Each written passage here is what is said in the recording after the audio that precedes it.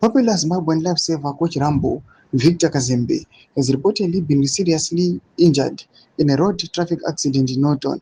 Sabina mashoko kubuda panguva ino just in panguva ino kuchonekwa kuzi there is an accident yoitika poonekwa kunzi coach Rambo varatidza kuti is now seriously injured after a road traffic accident yoitika muNorton. Sabina mashoko wabuda panguva ino indoti pasubscribe like on the bell icon.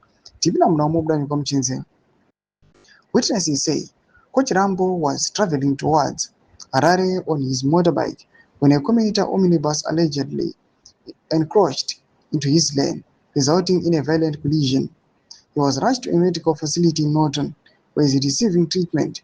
The extent of his injuries has not yet been officially confirmed, while police are expected to investigate the circumstances surrounding the crash.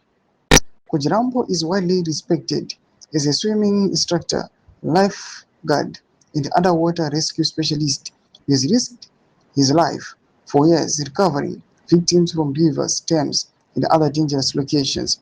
Toma developments ari kuda panguva ino. Vamwe vanozvanzi Zimbabwe let us pray for Coach Rambo kuti panguva ino akwanise kurecover pa the accident yaasangana nayo. Pinda comment section medu dzafungiro eni moti kudii pamusoro pechitiko ichi. Subscribe or like, on the bell icon.